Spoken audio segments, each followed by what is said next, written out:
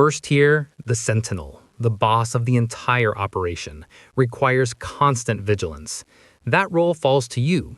At 15 years old, you occupy a plastic seat outside a corner store in Culiacán. Your possessions are a mobile device, a bottle of cola, and a singular directive: observe the thoroughfare. Should military transport vehicles appear, you are to transmit a message to a designated contact, coded as a bird. If you spot dark-colored sport utility vehicles with heavily tinted windows, you send a message designated as a snake. This signifies the presence of a rival criminal organization. Your compensation is $100 per week, delivered in cash with no inquiries made. The other operatives within the network do not engage with you. You are considered part of the established infrastructure. Nevertheless, you are acquiring knowledge, discerning the inner workings of the system. The local constabulary passes by your post twice daily, offering a casual wave, their allegiance secured by regular payments. The true peril stems from the National Marines, individuals whose loyalty cannot be purchased. One fateful day, a procession of vehicles rumbles past. You freeze, the critical warning having slipped your mind. Within 30 seconds, your device erupts with urgent communications. Where were you? Were you dozing? A man materializes beside you. His demeanor is not one of anger, but of quiet observation. He conveys a stark warning. Next time, you will be interred in the desert. This lesson ensures you will not err again. Second tier, the courier. You are now 18 years of age. A man approaches you at a fuel station. He inquires if you possess driving proficiency. Your affirmative response is met with an instruction. Report tomorrow at 6 in the morning to the depot on the southern periphery. Upon arrival, you discover a large, white, articulated lorry. Its cargo compartment is filled to capacity with watermelons, numbering in the hundreds. Concealed beneath these fruits, affixed to the floor of the trailer, are 500 kilograms of methamphetamine. Your designated itinerary spans from Sinaloa to Tijuana, an estimated 8-hour journey. Should you be apprehended, you face a sentence of 20 years imprisonment. Successful completion of the task yields a reward of $3,000. You commence driving. Each time headlights appear in your rearview mirror, your stomach tightens. Yet you press on and arrive. You park the vehicle at a designated depot. Men, unfamiliar with the truck, approach. One of them presents you with an envelope. You have never held such a sum of money before. You repeat this undertaking the following week and the week thereafter. In a single month, your earnings surpass what your father accumulated in an entire year prior to his demise at the hands of the cartel for his refusal to relinquish his land. The work becomes monotonous. Your apprehension dissipates. This is precisely when individuals become careless, when they invite capture. Your cousin is apprehended at a security checkpoint. He receives a 15-year sentence at Aliplanto. Your criminal syndicate offers no legal support. They simply recruit a new driver. Third tier, the enforcer. You have been engaged in transportation for 2 years. No arrests, no incidents. Your dependability has been established. Consequently, you are now issued a firearm and a roster of addresses. Your new designation is collector. Merchants within the district are obligated to remit a monthly tribute. This payment is not optional. A food vendor pays $500. A pharmacy remits $2,000. A nightclub incurs a charge of $10,000. You proceed from establishment to establishment, gathering the provided envelopes. The majority of individuals comply without protest. They comprehend the established protocols. However, there is invariably someone who believes themselves to be exceptionally shrewd. The proprietor of a dining establishment informs you of his inability to remit payment this month, citing a downturn in business. You acknowledge his statement and depart. You return later that evening accompanied by 2 associates. The establishment is vandalized. Every window is shattered, every table broken. The owner is rendered unconscious within his own kitchen. The subsequent month, he doubles his payment. Your weekly earnings now amount to $1,500. You acquire a pre-owned BMW. You purchase a new residence for your mother. She makes no inquiries regarding the source of the funds. She simply weeps and embraces you. However, you have now become a focal point of attention. Rival syndicates covet your operational zone. The government seeks to make an example of you. Each collection mission exposes you to increased risk. Fourth tier, the squad leader. You are 25 years old. You command a unit of 10 men. Your responsibilities are straightforward. Facilitate the movement of contraband and secure the territory. The cartel provides you with 100 kilograms of cocaine on a monthly basis. You process this material for distribution and sell it to intermediaries. The revenue generated is remitted up the organizational hierarchy. You retain 10% of the proceeds, resulting in an income of $50,000 to $100,000 each month. You are also accountable for maintaining security. Should the CJ&G attempt to infiltrate your domain, you are to respond with force. You do not await directives. You manage the situation autonomously. An opposing group eliminates one of your lookouts. You ascertain their operational base. You dispatch 6 armed men equipped with AK-47s. They enter a drinking establishment and open fire. 12 individuals perish, including 5 innocent bystanders. The incident garners media attention. The government pledges to pursue justice, but the provincial governor is compromised. No action is taken.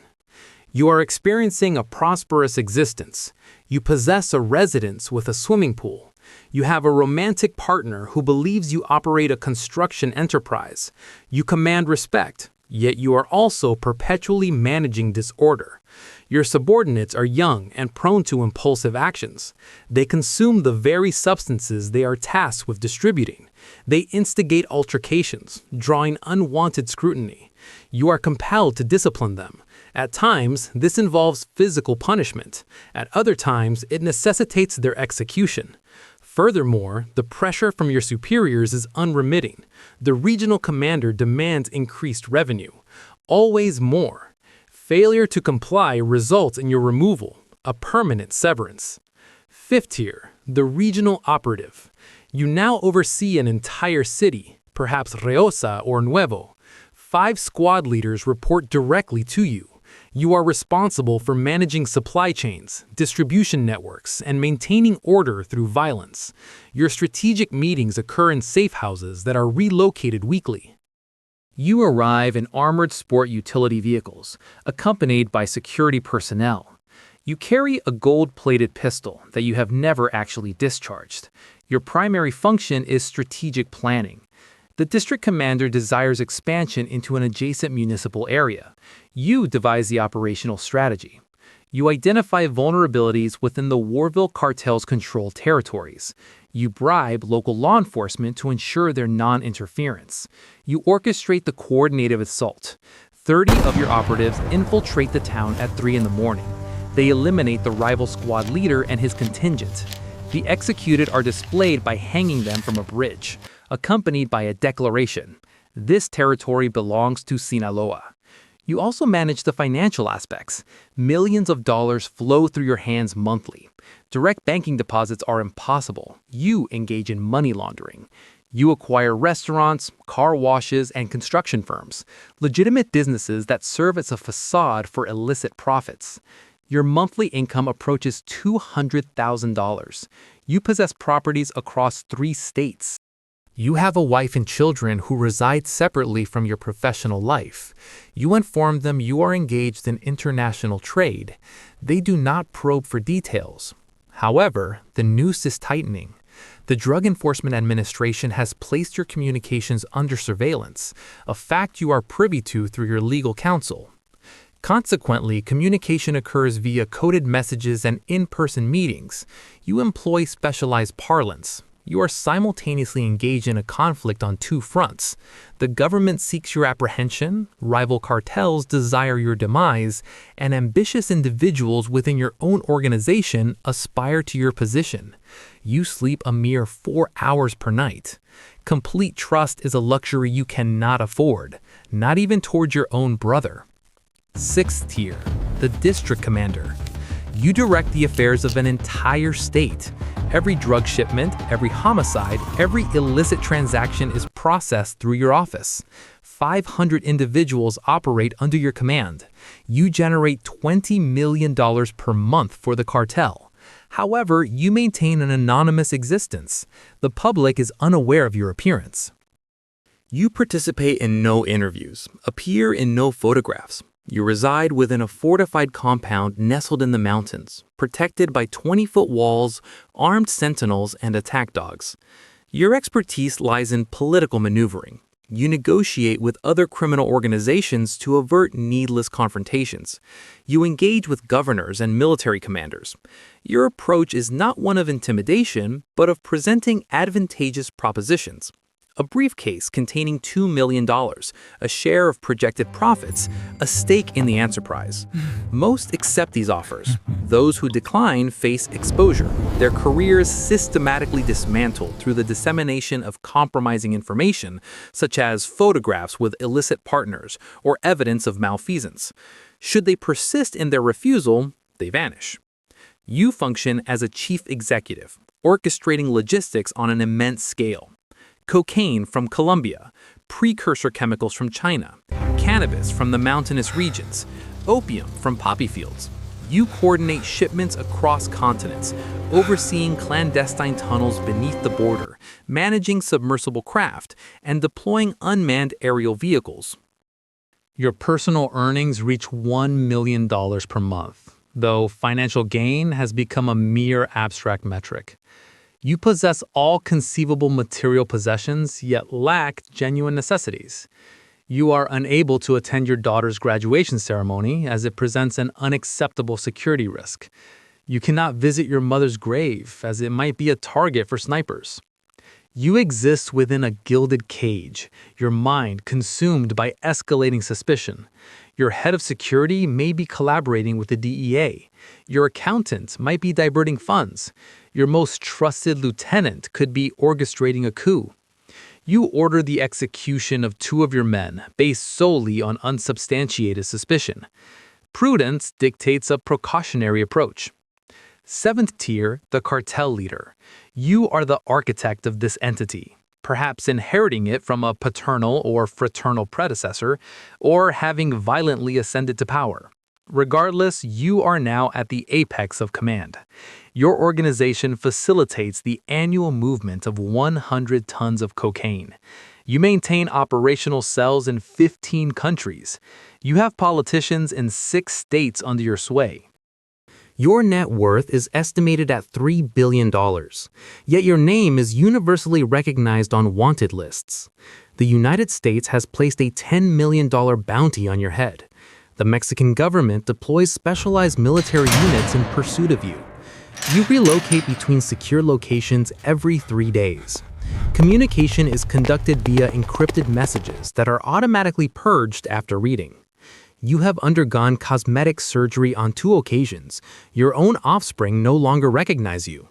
You convene with the leaders of other criminal cartels, negotiating the division of Mexico not as a business transaction, but as a territorial redistribution.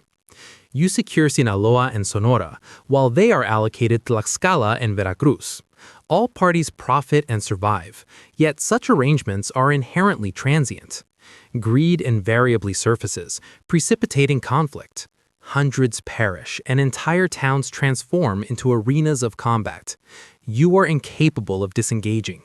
An attempt to retire would result in your execution by your own subordinates, as you possess too much critical information and represent too significant a liability.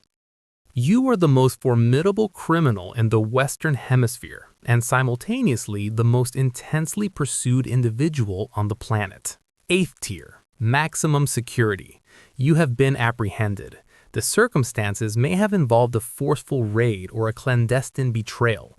Nevertheless, you are now confined to a cell at ADX Florence, Colorado. 23 hours per day are spent in solitary confinement. Your cell is comprised of concrete walls and a steel door, devoid of any windows. This is where your life will conclude. Escape is an impossibility. Bribery is ineffectual. No military force can extract you. El Chapo himself has been incarcerated twice and now occupies the adjacent cell. You once commanded billions and presided over an empire. Now, your world consists of 4 concrete walls, and the remainder of your existence is dedicated to reflecting upon every life extinguished in your ascent. Ninth tier, the successor. However, the cartel's existence transcends your individual demise. Your nephew, son, or lieutenant assumes leadership. Someone inevitably steps forward. The flow of illicit substances continues unabated. Wealth circulates, and the accumulation of bodies persists. The cycle is perpetual. You were once the paramount figure. Now you are a legend, a cautionary narrative, a spectral tale whispered to children by their parents. This is the consequence of excessive avarice, of an inflated sense of invincibility. Yet there remains another adolescent in Culiacán, positioned outside a corner store, intently watching the road, awaiting their opportune moment. This is not merely a street gang.